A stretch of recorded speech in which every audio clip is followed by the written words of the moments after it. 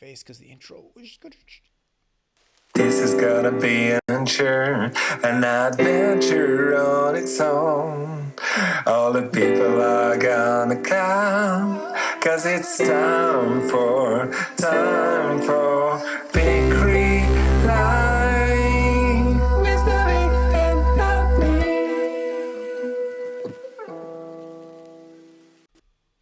Hello, everyone. Oh, we are Arny. so happy to be back with you after a week of intensity where we didn't quite manage to get on the show. But we have a show for you right now today. It's called The New Normal, where we're live.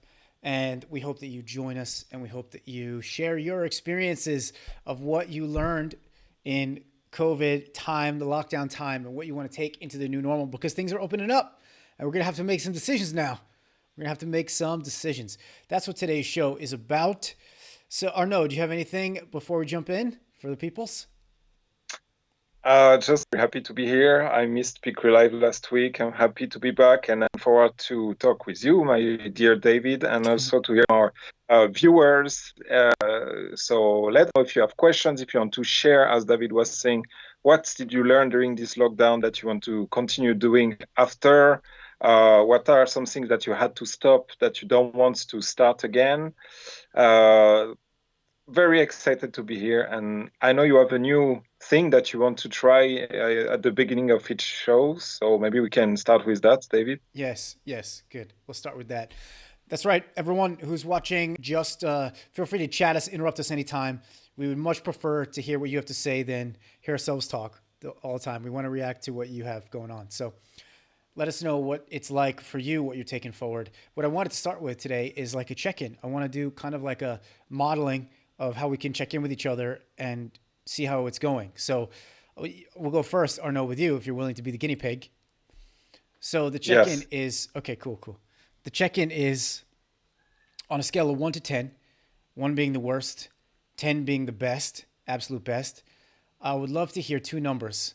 I would love to hear how are you doing 1 to 10 right now in your work or creative activity? How are you doing 1 to 10 in your personal feelings? How you feel about yourself, your personal self? Yeah. Okay. So that's interesting because as we talked about in previous show, I tried to avoid the number 7, and it's good because I was going to go for 7 as a comfort choice. So let's see. My professional life, I am at. Ooh, we have I a would say comment. I'm While you're at an thinking, we have a 8. comment. I'm sorry to interrupt you, but we promised to interrupt. We promised to interrupt each other when we have a comment from Thank you. Diane, and she says, Yeah. "Love wins. Love does win." Diane, and is that what you learned from COVID? That's what you're taking forward into the new normal? I love this. I want to hear more about it. Please tell us more. Chat us more. Would love to hear more. Thank you, Diane, for being on the show. All right, Arnaud. Let's continue that check-in. Yeah, All right, let's go with your I which also score want do you to want hear to give more. first? Personal score or your creative/work score? What I want the most is more about this love wins because that's intriguing. So Diane, yeah, please let us know more. And anyone else, let us know what did you learn during this COVID experience that you want to keep in the new normal. So I want to start with the professional one, with the professional check-in. So I will say an 8. I would say an 8. 8. That's good. And the personal. Yeah, because I was gonna say 7, but I'm not allowed. So if I need to cut, I'm like, okay, 8. And for the personal one, I would say a growing 6, like Growing a 6 which used to be a 5. It's like an expanding 6. and expand. Okay, thank you. So let's. What about you? Well, wait. The follow-up question in this exercise is Oh, sorry. if you can just give a quick, succinct answer, and we can decide if we want to expand on it, but let's just find out. So, professional, you gave an 8. Why did you choose that number? Because I just got a new client yesterday. Oh, great. Uh, that's always like a very positive thing, like a new paying client, and I'm excited to work with this person. We had a great chemistry. I know I can help him a lot, and he's fun to work with. And we're also going to use a format that I'm not too familiar with because it's going to be chat coaching only. So there's a lot of excitement for me in there. What do you mean chat Um, coaching? What do you mean by that? so there is this website called coach.me, and where they do what they call habit coaching. So, for example, if you want to learn to meditate, or if you want to learn to lose weight or to eat healthier, you have a coach which will write you every day, and with who you will go back and forth every day through chat. And then you can agree on phone calls on top of that, but the basic exchange is chat. So for me, I've done some trainings and I've coached some people that way who were like volunteers and other coaches like me. But that's the first time I have a paid client in this format. So that's a new adventure for me, and I like that a lot. Great. Congratulations. Okay. So things are Thank you. expanding. Things are growing even in this time. That's great. So that's an 8 for, and you said a growing 6 personally. So what's going on there? Why'd you choose that number? Yeah. So I've I have some resistance with my time spending with my children, and that could be a theme for a whole show. So I'm going to be a bit concise. Uh, there are two things. One of the things is that I have the fear of missing out, of not being with them enough when I'm with them. Like every second that passes, they grow and they are little bit different, and I will never get to spend time with them in that particular state, and this is true for everything, but with children, this is extremely visible. And also, I tend to have some happiness block who gets triggered when I'm with them, where I feel how cute they are and how happy they are, and the happiness comes to me, and it's like it's blocked by something, and then it doesn't arrive to me, and I realize that, and it makes me get in my head, and it goes into a bad circle. But the reason why I said it's an expanding 6 is that I'm trying several things regarding this issue, and I'm starting to have results. So it's getting better every day. And right before the show, we were doing a walk with the two of them, and that was very cool. And I didn't have these kind of blocks, so that's why it's a growing 6. Okay, I see. All right. So you started to do some work with it, and it started to loosen a little bit. It sounds like this Yeah, this yeah. block. And is there any particular exercise or tool you were using to help navigate this, to help open yourself up? Because I'm sure that would be useful for anyone to hear. Of course, yeah. So the main tool, I mean, the main idea behind the tools is the to love myself, because if I love myself, like the all the barriers disappears. So because I guess one of the things that if I look at them, one of the reason why I don't feel fully happy is like, yeah, I'm not worthy of them, or some because I'm not worthy of love and things like that. Like, or why are they loving me? I'm such, a flawed human being, etc. Um, so I've been practicing loving kindness meditation, and like more than usual. And I've been one of my coached me is actually helping me on that with that. And also I changed my background picture on my PC and on my phone to some, it's not motivating sentences, it's loving sentence toward myself, like, you got this, you're gonna make it, you're a good guy, don't worry about it, you deserve love, these kind of things. And plus what we talked about before in terms of having a healthy lifestyle, moving, Wim Hof, um, meditation, journaling, all these things that we've talked about and that I keep doing. One thing I really like about what you're saying is that you're using the environment to support this change you're trying to create. Many of us don't realize that our environment is our number one habit creator and trigger. Our environment is our number one habit structure. And if we want to change something about ourselves, change a habit, change a practice, the absolute easiest way to do it is to make sure the environment matches that change we're trying to create. Because if the environment doesn't, you're constantly going to get cued to not to do something different.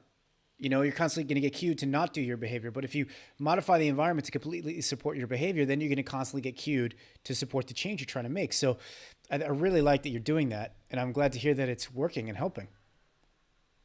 Yeah. I mean, that's a process, right? Yeah. But this is definitively helping, and that's one of the advantage of living an examined life.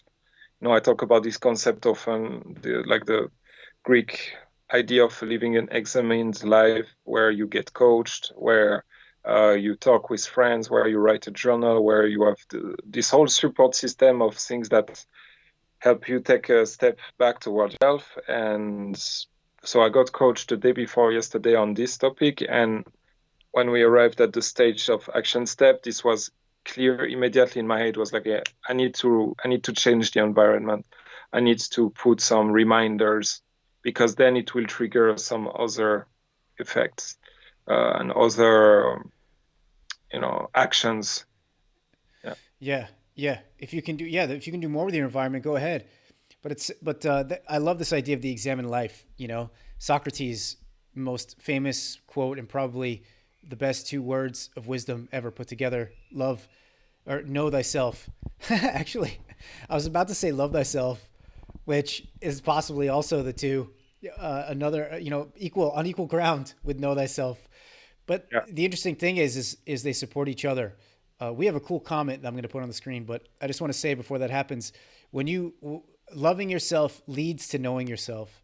And if you really commit to really knowing who you really are, you will find love inside of you as well. So that's interesting. I never thought of it like that before, but they're the same. One way to look at them is they're the same. So Diane has explained to us more, so this is cool. So you're taking this forward from this time, right? Because you are, you're with your kids a lot right now.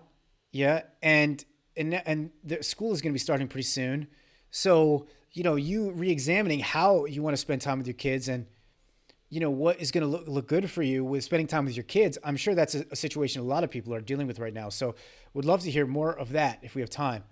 And in the meantime, let's hear Diane's comment here. I'll read to you, everybody. She says, going through so much challenging change and separation and seclusion has put love front and center as the one thing I know I can always share that will always have a beneficial return. It's something that has been important for me, but now I am making it purposeful. That's amazing. That's amazing. I'm just going to keep that on the screen for a bit because I really like that. I think that... Thank you, Diane. Yeah, thank you, Diane. What do you think about that quote, Arno? Yeah, I mean, that's true, and that's connected to what you were talking about before, know thyself, love thyself, and then share the love that you found, and it's like this source of energy which is inside us and that we can always share with others. And that, we've made an episode about uncertain times, and we've certainly all gone through uncertain times now, but truly living this examined life, getting to know yourself, finding love within ourselves, for ourselves and for others, that's actually a great investment in those uncertain time, because as Diane is putting it very nicely, you can always share it and you can always give it to someone and do good for them, do good for yourself, do good for the whole world. And so I really like what she said. Yeah, I like kind of how you put it too, that love is never a bad investment. It always returns in some way, in kind of an exponential way, because when we give love, we also feel love, so giving is receiving, and in that way, when we just give it creates this virtuous cycle, where it just builds and builds and builds. And then somebody does something, loving for you, and you're like, oh my God, that's amazing. And then you give more, but I don't want to turn it into a transactional thing. It's not like I love you, so then you have to love me. It's not like an exchange like that. It's just like when you give it, you already are feeling more of it, and putting yourself Yes. in that state allows you to receive more based on what's already happening, even if nothing changes. You know, it allows you to see things in a different way, including another comment Diane just made. She says to love purely, you have to eliminate judgment. And that's a really interesting thing. What interesting insights coming from the lockdown time, Diane, to love. I'm gonna put that one. I'll get that one on the show now. Hold on, let me switch it. So Diane is on fire. He's on Diane, fire, you made Diane, Arnaud today. Thank sing. you. I don't know what he's saying, but you made him sing. Okay, all right. That was Alicia Keys, but okay. Oh, okay, all right. So Arnaud's cooler than me, so he knows songs that I don't know. So Diane, yeah, Diane says From to love purely, you have to eliminate judgment. That's a really interesting idea. What do you think of that, Arnaud? to love purely,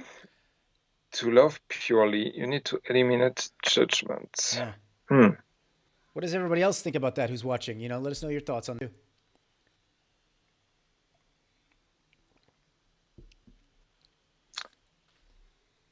I don't know. I would say that if you love purely, judgment disappear, I guess. If you really manage to tap into this inner love and let it flow and let it reach someone else, then there is not really space for judgment. And that's not an easy thing to do, and that's still rare.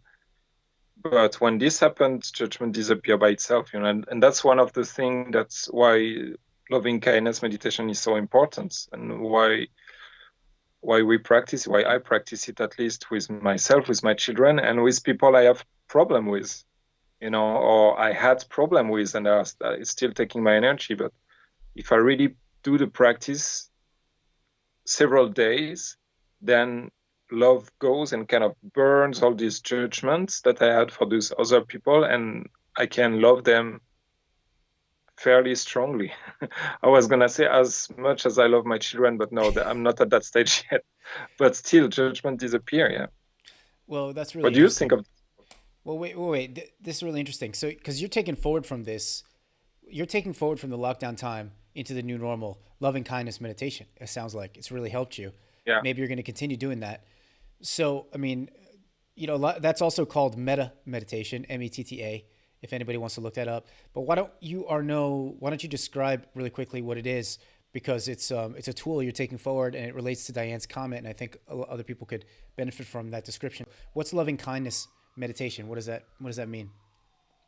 Yeah. So I don't have the historical fact on where it comes from and when, but the idea is that it provokes the same effect of love and communion and connection with people as MDMA does, I think. So it's a meditation that, if practiced regularly and consistently, can really bring you a lot of love for everyone. And the idea, it's the way it's practiced is basically you have a few people that you will bring to your mind. So you sit down, you meditate, or you lay down, you meditate, and you bring a few people to your mind, and you will wish them good. So I wish you to be well. I wish you to be happy. I wish you to be healthy. I wish you to be safe. You can wish them whatever you want. There are a few sentences that tend to come up, but you can wish them whatever you want.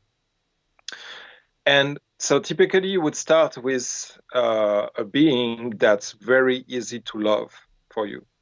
And for many people, that's a pet.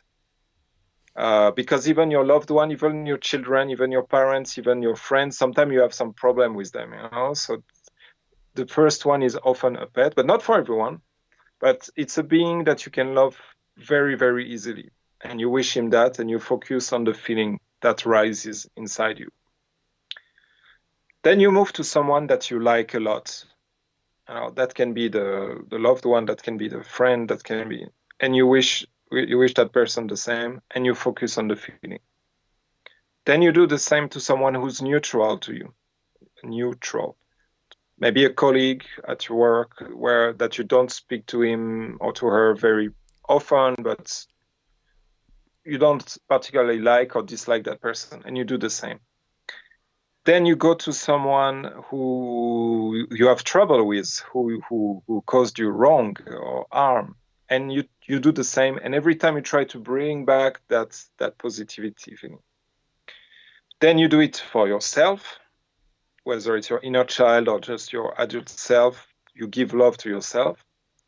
And then you can also do it for the community at large and for the world, right? And it's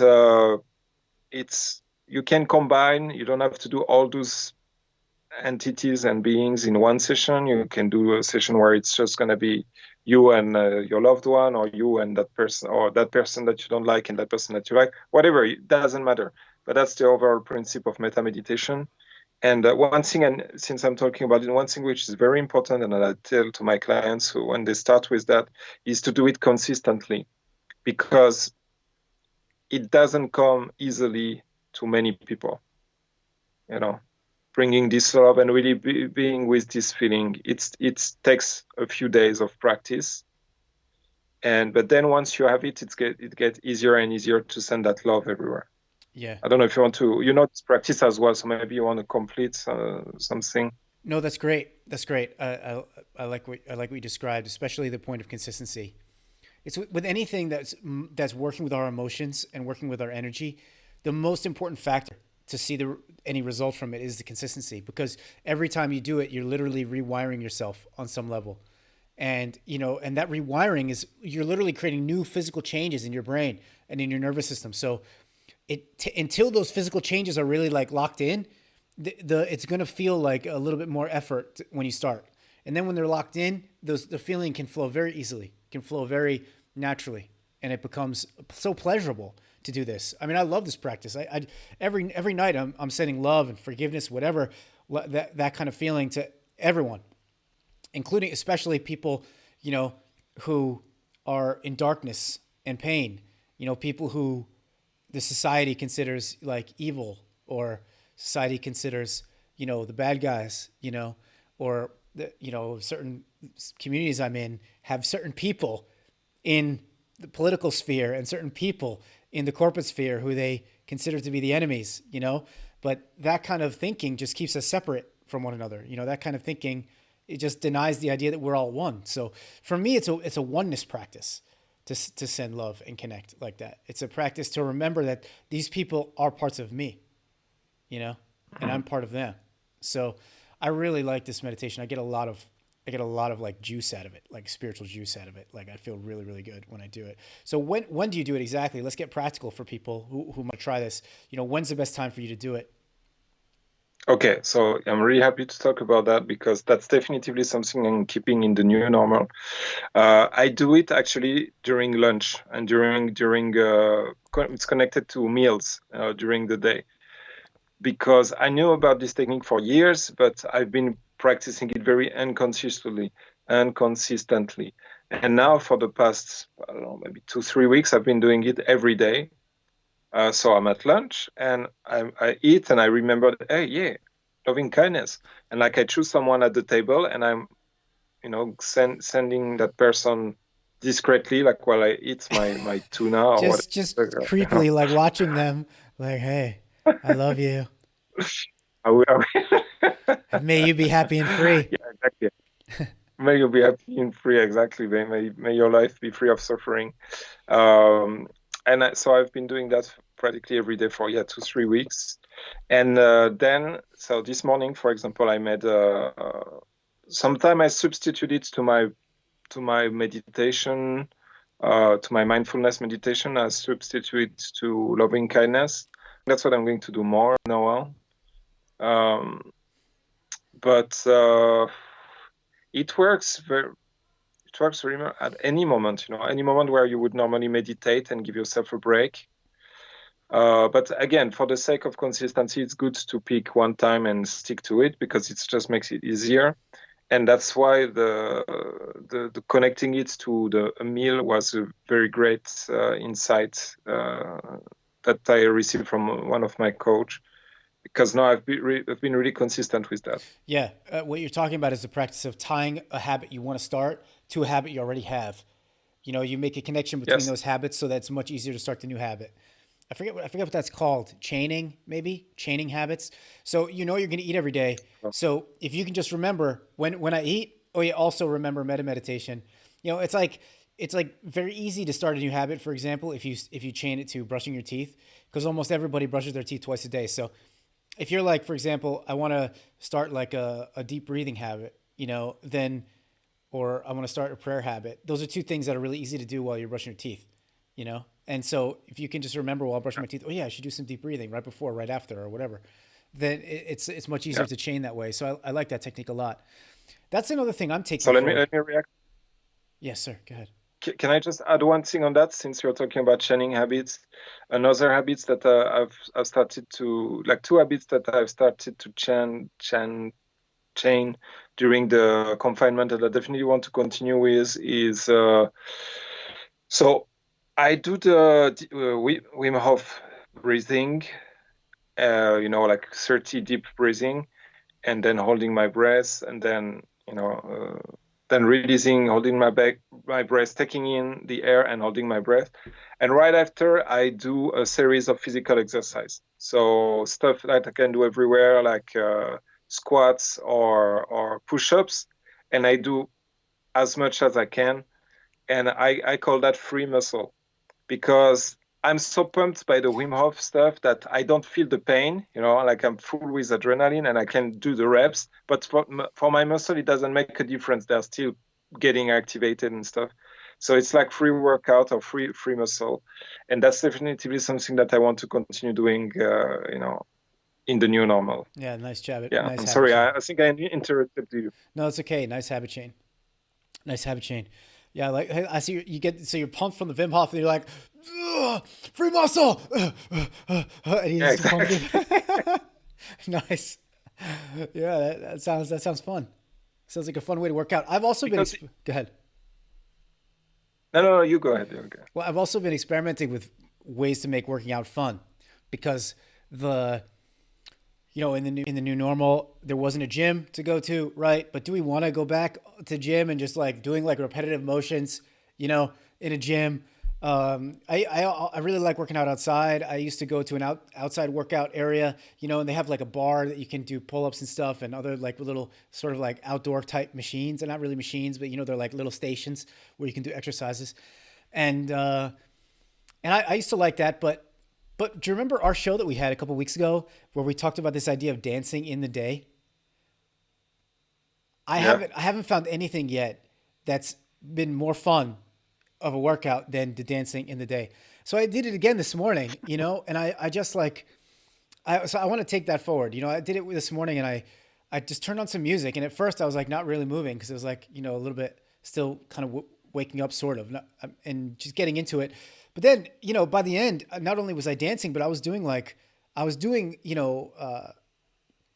kind of like calisthenics, but to the music. It was much more fun. I wasn't doing like repetitive motions. I was just incorporating calisthenics moves into like dance moves, and I did that for like 30 minutes. And by the end, I was like super tired. I could tell I'm going to be sore tomorrow, and you can judge for yourself what that means about the state of my physical stamina at the moment. But the point is that it was way more fun, to start the day like that. Also, I mean, we talked about it before. When you let your body do whatever it wants to music, you're moving energy and emotions. Well, it's not just a workout. So it's kind of Yeah. doing double duty for me in the morning. So that's something I want to keep and take forward. But another thing that you reminded me of that I've been talking to a lot of clients about is the idea of of the 9 to 5 schedule. So this is a big one. And I can't tell you, I've done maybe 3, 4, 5 presentations to corporate groups of corporate people in lockdown about how do I structure my day now that I'm at home and I'm working, but I also have the kids. And how do I get my best work done? How do I be most productive? So I share with them the science, some research. I share with them what works for me and other people I've worked with, But the main takeaway from all this, when I talk to these, the 9 to 5 day is bullshit. What they start to realize is that there is no justification for the 9 to 5 day.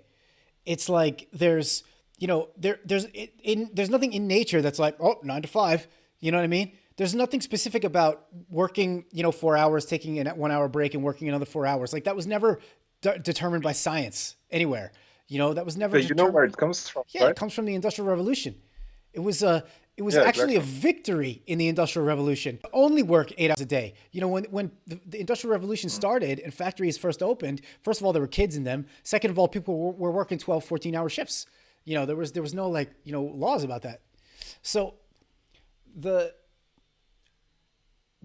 but what the science tells us is that the human brain is capable of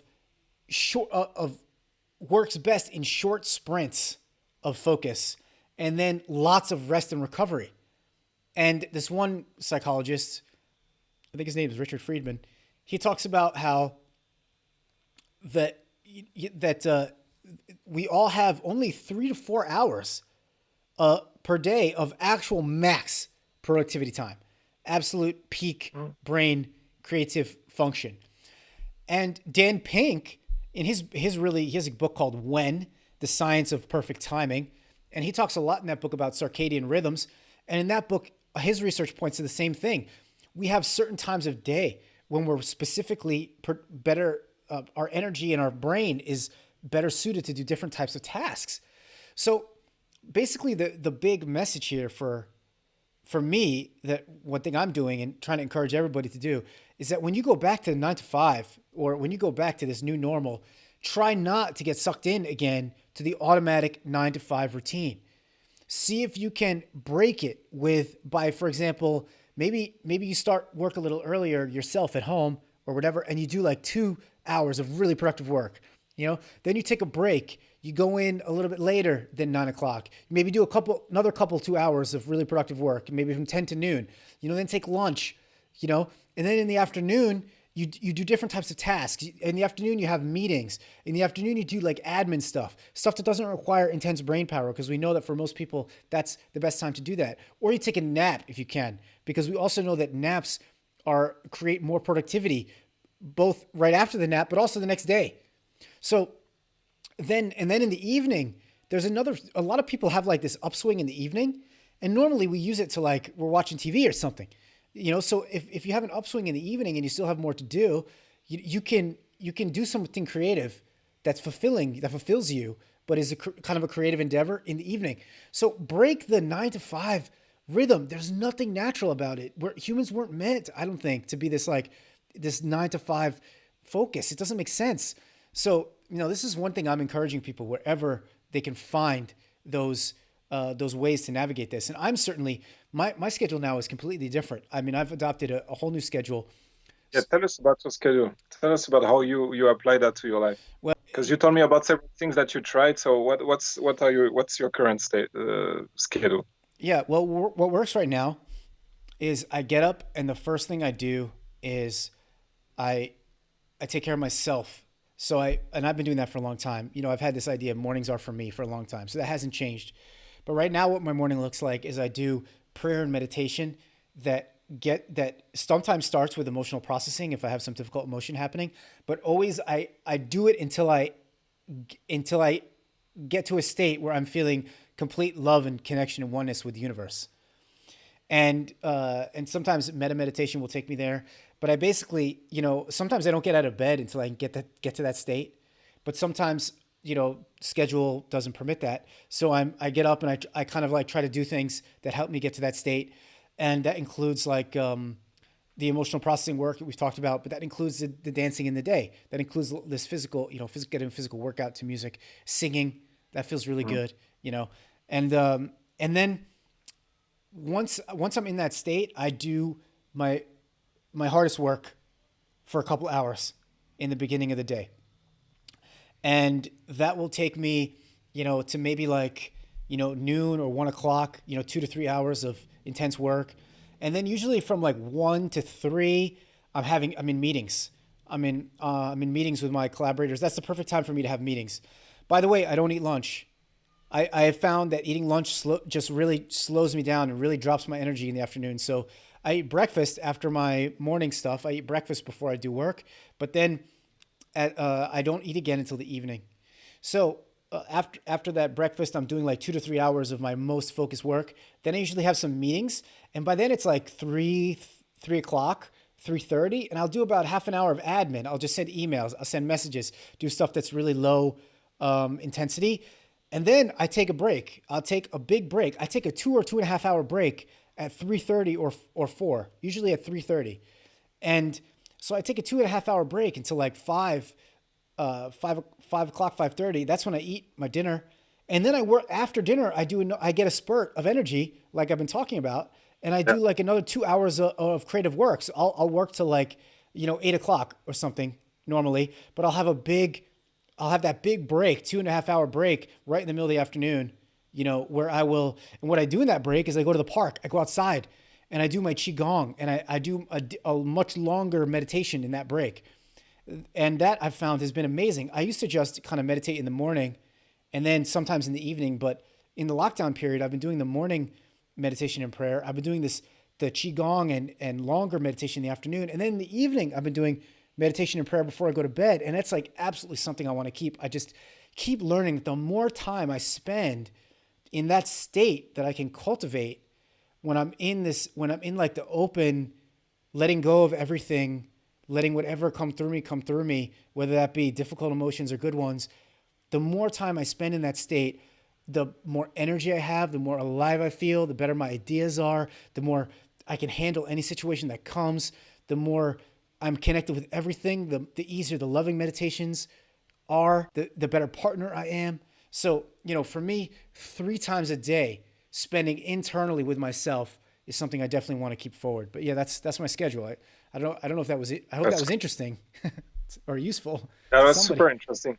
No, that was super interesting because once again, you practice what you preach. You're not just like saying, "Yeah, 9 to 5 is bullshit," and then doing it yourself. Your day is exploded if you compare it to the 9 to 5. But that's good because like at every point, it's optimal, and I guess it follows your circadian rhythm as well, that you have those 3 phases of creativity, right in the morning, but also in the evening, and that you have a space for admin, and you have a lot of space for yourself, and that's inspiring. I mean, I want to work on my schedule so that it's more like that. I feel that currently I have some obstacles with that, like namely family and kids, and there's a lot of people in this house, and we need to kind of make some compromises. But still, I know that I can learn from you and from what you do, because it seems to be very effective. And I was feeling something. I still have some work to do for my afternoons. My afternoon I feel like I'm fighting against something in order to get something done, but that's not pleasant. That's not easy. But we talked about that months earlier, and you told me, yeah, why don't you try to have meetings and calls in the afternoon? And when I do, when it happens, the afternoon is wonderful. And that's also one of the reasons why I love PeaCreaLive so much, because that's such a breath of fresh air in the afternoon, which is often heavy for me, and it's again energy pump. So Yeah. no, but that was very interesting, like what you shared, very very interesting. And if you're looking at this live, what did you think about David's schedule? What did you think about your relationship with your schedule? Is there something that you can improve? Is there something that you can do to tweak your 9 to 5? Because maybe you're in a company, maybe you're an employee, and maybe the company culture of your company is a bit strict, so it's more difficult to move like your productive time. But maybe there are some things that you can do anyway, to the David's idea of working in the morning before you get to the office is a very good one. And I know it because that's how I used to work when I was working for Avast. There were days where by the time I would go to the office, my job was already done, my official job. So then I was spending the day, talking with colleagues and using the resources to learning that we had there, and preparing projects and doing some other stuff. But that was one big advantage of this particular job, that there was a lot of flexibility and we could work from home whenever we wanted. So I was doing just that, wake up in the morning, fully focused, boom, boom, boom, boom, do those tasks, then that's done, and then the day is free. So that's another application of breaking the 9 to 5, or tweaking it rather. Yeah, I think this is the perfect time. Even if you used to work in a really kind of a strict culture environment, I think this is the perfect time to try to make some new rules for yourself when you go back, because now you have a chance to tell your boss, like, hey, you know what? I learned something about when I do my best work. I learned something about how I can be most efficient. I learned something about how I can maintain high energy and motivation. And what I learned is I need my schedule to be like this, and how can we work toward that? How can we make that happen? So I think this is the perfect time to try to get that conversation. Everybody's going to be coming back from the lockdown. Everybody's going to be feeling like, how do we reset here? And Oh yeah. what should Yeah, we, your boss is going to be thinking similar things. You can ask your manager, if you have one, what about you? Did you learn anything in lockdown about how you work best? I knew one guy I worked with today, who was back to the office. He was like, I feel great. I love being back in the office. I think he was just happy to get a break from his family, to be honest. But that could happen too. But that's just gonna be that's okay as well. short term. That's gonna be short term, because remember what it was like going to the office every day when you didn't get a break, like before lockdown happened. So this is the chance to set up a schedule that is going to work best for you. Yeah. Let me react to what you just said, because like several ideas came. So if you go to your manager, I love this segue that you use, like this question, what have you learned?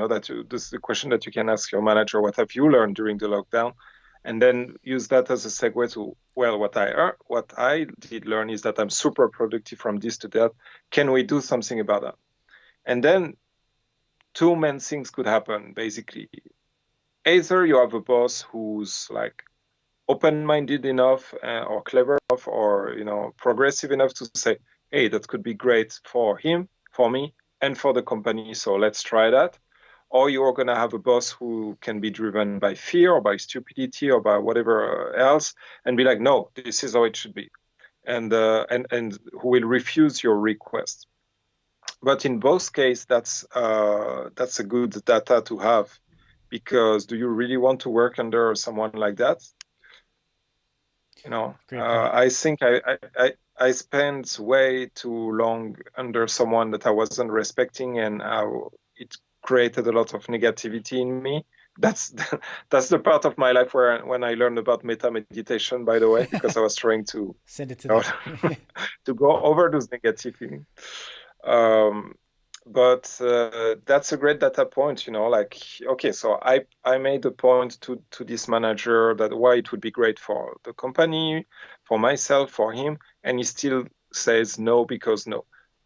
Do I really is it worth it for me to stay in that situation? Maybe yes, maybe not, but that's a good information to have. Yeah. And also I'm thinking about one of my clients who's thinking about, he's thinking about, and I know I'm going on a bit of a tangent here, but I mean, that's our show, so we can talk about what we want, right? Yes. He's going to his boss and he's going to tell him, I want to keep the same salary, but I want to work just 4 days every week, not 5. Because his skill stack, and go back to a previous episode of PeaCreaLive if you want to know more about the skill stack, his skill stack in this company is unique, or almost unique, and he feels like he's in a good position to negotiate that. And that's something that looks maybe ludicrous to some of you, but that's possible. People do it. I know one person who did it, and this second one. No, I know three. I know at least 3 people who done that. Keep the same salary, but worked 1 day less or 2 days less. So everything is possible. And as David pointed out, this is a great time to renegotiate your life and your work condition. and your contract with yourself and with your manager. Oh, I love that. Your contract with yourself. Oh man. Yeah, we have contracts with our workplaces, we have contracts with our clients, but what about the contract to yourself? Yeah, I was just talking to someone this morning about that. Because she was finding a hard time working on she knows she wants to grow her business in a certain way, but she's finding a hard time working on her business, working on that because she has all these current clients that are coming and she needs to spend time with them. She's like, but I want to have these other type of clients. I'm just, it keeps not happening. And I said, well, what's your number one tool to manage your business? And she's like, oh, my calendar. I mean, I'm booking, so how does your behavior with your calendar show you what you think is really important? And she was like, well, based on my behavior with my calendar, my clients are the most important. They're more important than me. They're more important than the way I want to grow my business. She doesn't have a rhythm for her own schedule because she takes people whenever she can fit them in. She doesn't have any time. She never blocks time in her own calendar to work on her growth area, so that she knows can help her, that she really wants to move toward. So she's creating she's the way she uses her tools, the way she uses her day shows her what actually she's putting as most important. So I love this idea of the contract with yourself. Are you going to, and I also love the idea that you said of, it's such a great data point if your manager says no. So many people are afraid to ask for something when they think it might be a no. And that's just like such a way to like miss out on opportunities, because first of all, you never know if it'll be a yes, but second of all, if it's a no, that's such good data to be like, okay, well, that's a no right here, but over here it might be a yes. I'm going to go in that direction. You know what I mean?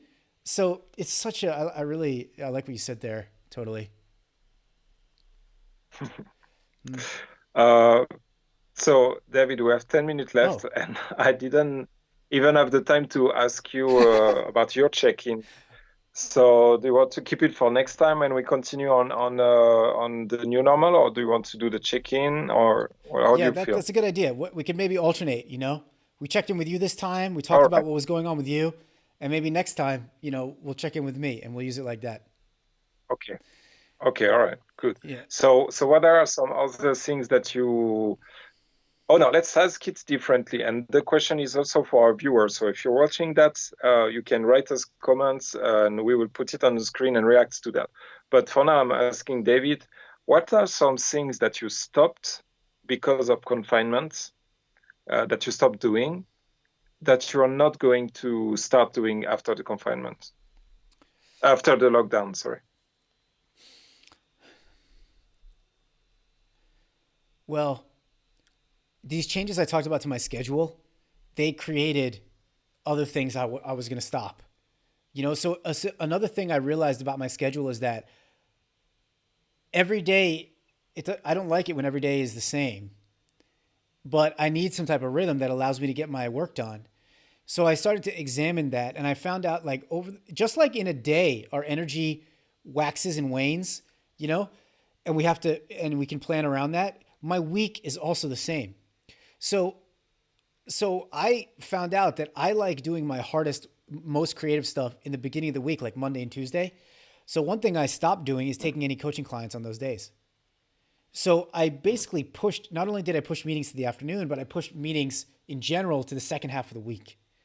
And that is also something I definitely want to continue. And so I stopped. So basically what I did is I kind of reversed one of the things I did is I reversed the order of how a lot of things were happening for me, because before the lockdown, I was very often trying to do some work first in the day, get stuff done first, and then later I would have fun. During the lockdown, I realized, no, I want my life I want to have fun in my life. That means I got to fun important. That means I got to put it first. So now when my day starts, I have fun first. I make sure I'm feeling good first before I get into doing anything else. And whatever that fun looks like, whether it's dancing in the day, sometimes I play a game, sometimes I do whatever before work. And so that's another thing. I put that first. And then building my schedule around myself and what really, works for me, comes for that, comes after that. And so I'm not taking other people's meetings. I'm not taking other people's agendas early in the week, because early in the week is for my agenda. You know what I mean? So these are two things I think, I mean, I learned so much during lockdown, man. It's not a question I can answer in 2 seconds. We've just been talking about work, but there's so many things relationship wise, personal wise. Like, I mean, Yeah. so many relationship triggers have come and gone in this lockdown. And I feel like, Katka and I are at like a whole different place than we were in the beginning because of all the ways we found to work with this stuff. So, I mean, that's a whole nother show. But how about you? Do you have anything sort of clear and defined you can share before we jump off about, what you stopped doing that you're not going to take Well, forward? first of all, I wanted to commend you on having a great contract with yourself, because like you decided that no, my fun come first. So I start with fun. Then Monday and Tuesday, I have like a great creative rush. So I'm not gonna take clients, which is counterintuitive to a lot of entrepreneur and solo entrepreneurs, like because as your client was telling to you, clients are the number one priority, I think by default, but you're like, no, no, no, no. The number one priority is for me to create. So Monday, Tuesday, no clients, and that's it. And that's there. It adds something positive to your practice and to on the business side of things because it creates an element of scarcity. If you want to work with David, well, you wanted your only day is Monday, Tuesday. Well, tough luck. It's not possible. So if you really want to work on that day, you're gonna have to negotiate with him, pay him twice, third time more, or maybe even then he will tell you no. And that makes people value. And now I'm kind of switching to like business strategy, but scarcity means value to people. Right. And in that sense, that's a great way to combine what we were talking about earlier. Give yourself the gift of having time for yourself or having fun because you will feel better and your clients will think higher of you because you will be less available. Yeah.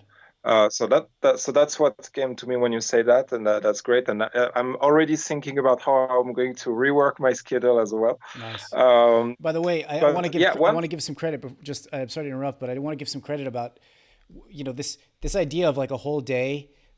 It came one of the places I was introduced to it was this amazing career coach in Atlanta, in the U.S. Her name is Meredith Walters. She has been she's been a career coach for. I mean, I think I met her. I met her when she was getting started. Somewhere around 2011, maybe early 2010, 2011,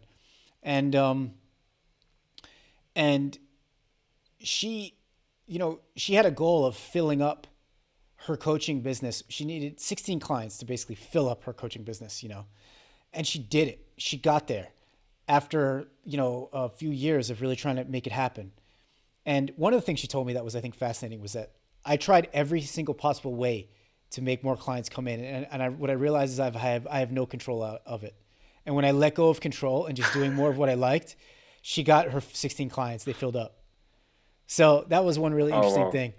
But the other thing is That's that she realized along the way, even when her thing was filled, she wasn't feeling that sense of satisfaction. So this idea of like the 16 clients was her mind. It wasn't totally coming from her heart, And she realized one of the things she needs to do to feel fulfilled is she needs to write. And so she started writing fiction just on her blog posts, just little short stories. And they started to take off, and she started to really love it. And then she ended up writing all these short stories. She put them in a book. And now she's working on a novel. And I tried to get her on the show for one of our Friday shows, and she was like, "I can't make it on Friday because Friday is my sacred commitment to my writing day." And that's like the way. that's like the second or third time she's told me that over the years. And just for some reason this time it really, really resonated with me. That it was like, look at what she's been creating, that her heart wants her to create because she's be able to keep this sacred commitment to herself. So, that's one of the people who's influenced me to try to take this on, You know what, like David, What? I would love to hear a long format conversation with that person. Do you know I can Oh, maybe a shit. podcast Shit, shit, episode shit. or You mean something? like maybe we can And have a you said you wanted podcast to she could have be her on the interviewed on? show. I'll get her on the show. I will get Meredith on the show on one of our earlier days in the No, but week. come on, dude, you already. you already did a podcast episode with her, right? Yeah, she's on my other podcast. Yeah, she was on my she was on my Love and Profit podcast. Yeah, we did a show about finding your perfect career, and that was a great show. She's great. Oh, I'm sorry. Were you giving an advertisement for my? Yes. I'm Yes. so bad at marketing. I didn't even realize you were giving me a hit. I'm so terrible at marketing.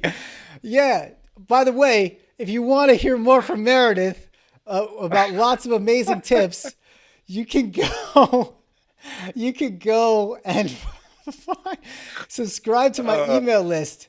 Subscribe to my email list at David Papa Live or on revolution.co, and you'll get you can get a link to those audios, or you can go look for the Love and Profit podcast. It's available on Anchor as well, and you can get that episode with Meredith and the career. It's a great episode. But we're gonna have her on this show too. We're gonna get her on this show.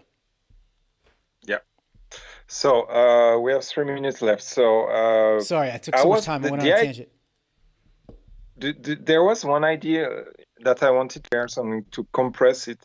I realized during this lockdown that some of my purchasing habits were not coming from a place of joy, but from a place of I need to feel something. I need to do I needed an activity, feeling some hole in me. And I'm really not into like the capitalistic way of life of buying. I don't own 3 TVs or whatever. But because I'm blocked here and I don't go to shops or whatever, I realized that I was spending a lot of money, just going to Rossmann and buying some whatever sushinki or whatever, some That's cookies, everybody. That's cookies. some cookies. Thank you. Oh wow, this guy speaks Czech. Nice.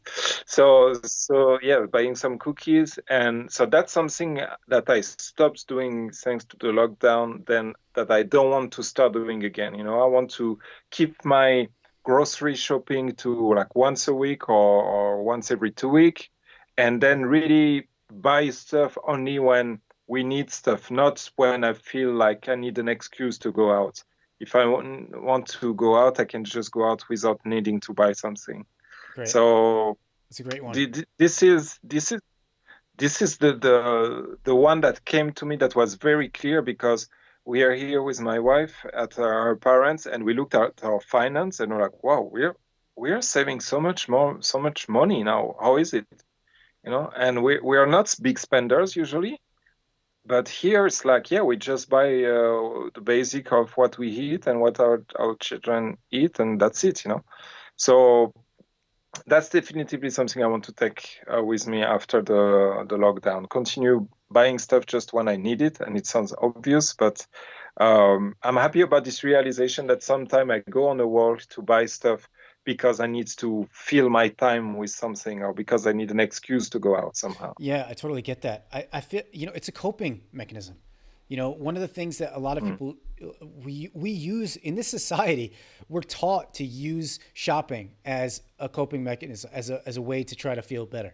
We're taught over and over again by advertisements that you need to buy something to feel, if you buy something, you'll feel better, So this is I'm really glad to hear, that you're looking at that, because it's a story that we get really caught up in. And me too, me too. Like so many times I'm like, oh, let me get that. I gotta buy that. For me, it's like books. I buy so many books, on the Kindle, that some of them I don't read, like online courses. I bought so many courses in the past that I haven't even taken, why am I doing that? I often, when I go out, I would always feel like I needed to buy some snack or something when I was outside, and need to stop somewhere.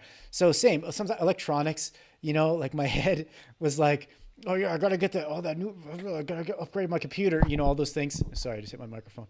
But the another one way, my parallel to you is with like Netflix. I think I mentioned this on a previous show, but I wasn't abusing Netflix, but then when lockdown started, we were watching a lot more than normal, and I was like, this is like, why are we doing this? It was a coping mechanism, You know, we didn't find it particularly connective. We didn't find it particularly helpful or energizing or good for our relationship. You know, we just did it because it was kind of the default. And we stopped completely. We haven't watched anything other than like, you know, funny stuff on YouTube or some type of video, like some teacher talking on YouTube. We subscribe to this like the spiritual Netflix. It's called Gaia.com. So we like that a lot. You know, we watch stuff on there. So like it's just made us think about where were we coping to just have something to do? What were we doing to just, you know, feel something or have something to do? So I feel like that's a great one. And we're probably out of time. We out of time? Well, Yeah. Yeah, we're out of time. So thanks for sharing that. And because I think it's important to mention because when we are really not like the stereotypical, you know, buying machine. You know, people who buy all the time the latest iPhone, the latest, the nicest, like the hype beast clothes or whatever, right? But even for people like you and me, we use that sometimes as coping mechanisms. So I think it's important to be aware of that and to talk about it so that even people who don't see themselves as big spender or big buyers, that they realize that maybe some of the things that they spend their money or time on, whether it's like, you know, money to buy snacks or time on Netflix, it's a coping mechanism, as you were putting it greatly. Yeah.